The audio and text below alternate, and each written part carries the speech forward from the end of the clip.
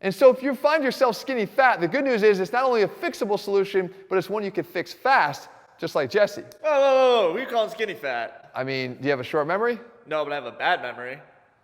Too much head trauma.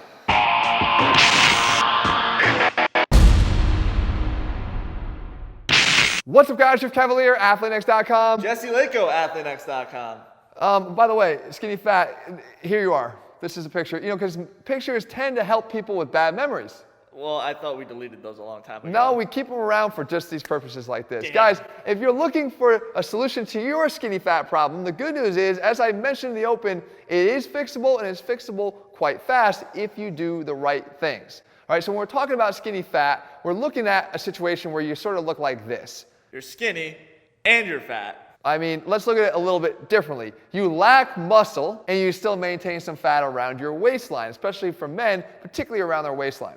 You got skinny arms, maybe skinny legs, you got no chest, maybe not even any abs, but you got some midsection fat. Well, that looks a lot like me in those pictures. There you go. So now, how do we fix that? Well, you've got two choices, right? You can either opt to attack your fat problem and try to get skinnier. However, I wouldn't advise that because when you do, you end up looking like this. That doesn't look so good. No, what this is this is just a very skinny person. See, the base of what's happening in a skinny fat person is a lack of muscularity. Yeah. They have no muscular development. So what you're going to want to do is make sure that you build muscle to start fixing this problem. However, we do have to consider nutrition too. And there's actually two things that I know about every skinny fat person watching this video right now. Two facts. What's that? The first thing is they're not following a training plan.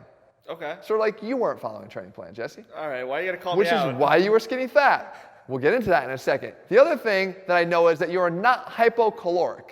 You know what that means? That means less calories than your maintenance level. That's right. You are not there. Because if you were, you'd lose the body fat that still remains around your midsection. Yeah. In the case of Jesse, his hypocaloric state wasn't there because he was eating too many gummy bears and some other things, right? Still calling me out. But you're still accumulating too many calories Yeah. from all those sugary foods.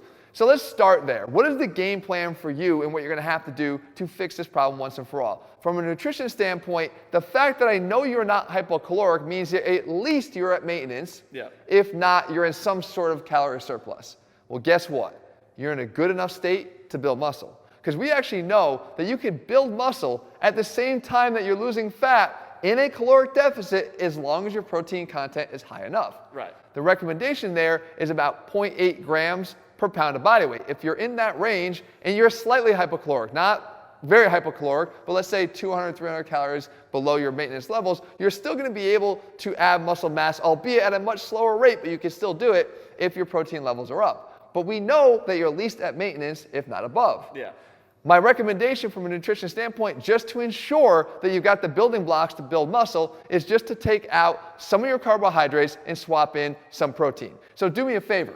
Just count your protein content in grams for 1 or 2 days. We generally like to eat around the same things almost every single day, so just do it for 2 days. Though I don't ever really advise becoming a mathematician when it comes to counting your calories and measuring out things every single day. Just for your own awareness, it might help you to see how much you're taking in. Because if you're not at that 0.8 grams per pound of body weight right now, you might be surprised at how below that level you are.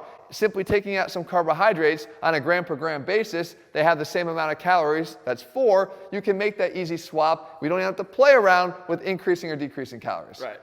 Now, nutritionally, that's good enough. But we have to focus on that other thing. Remember I said, you're not training.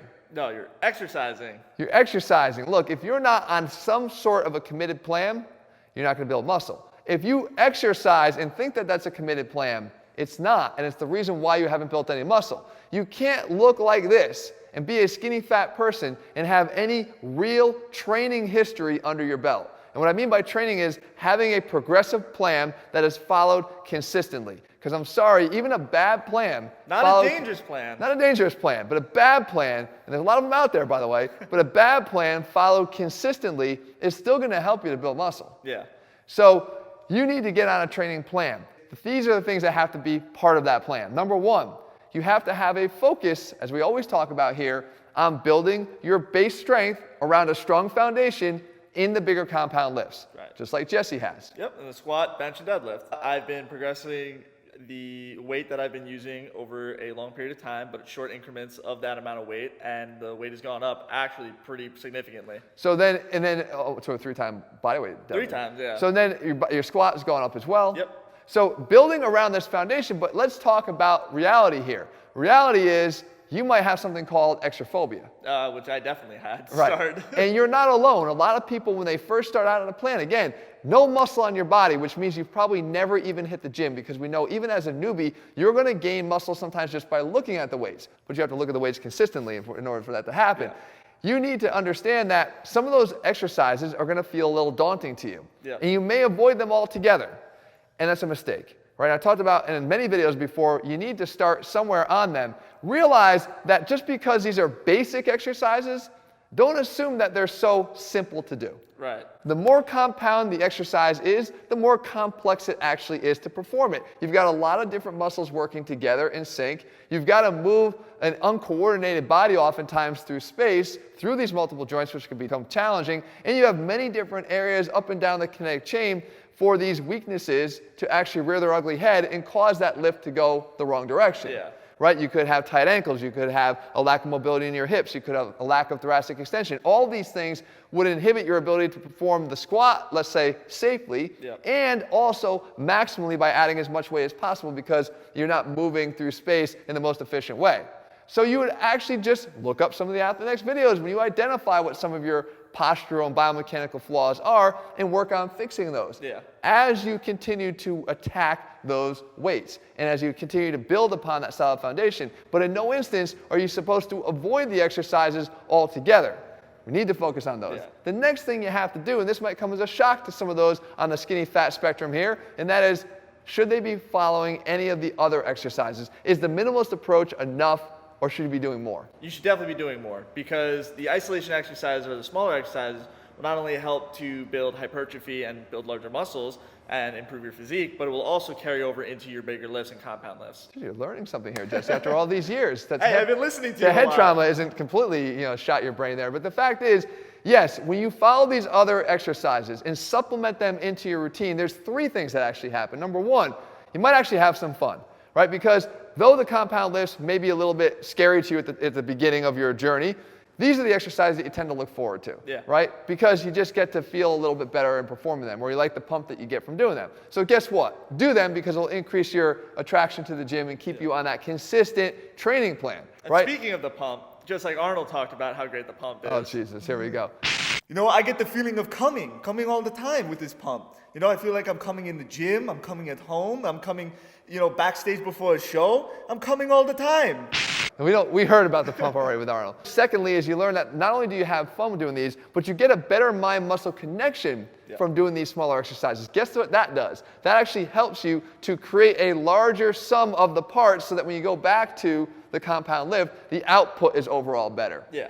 So it helps you to actually increase your overall output. The third thing that doing these lifts actually does is it increases some of the overall training volume to assist in the hypertrophy that you were talking about. So you want to make sure that you add those to your training routine. If you're doing these things, guys, the only other thing that you can sort of screw up here is the consistency with what you're doing and the training frequency. So what I would say is, even again, a plan that got you in the gym 3 times a week, like our perfect total body workout, that would be enough, if done in a progressive manner, to start to help you to build the muscle that we were talking about in the beginning. Remember, the muscle growth is going to be the solution to your skinny fat problems. Now, if you want to go back at the end and start looking at how you're going to address the overall excess fat that you have, well, then you can start fine-tuning it from there. Yeah. And again, that's where I oftentimes say, continue to try to pursue both, albeit at a little bit of a slower pace, by allowing yourself to manipulate your protein content, getting in a slightly hypocaloric state to get rid of some of the fat and keep the muscle going.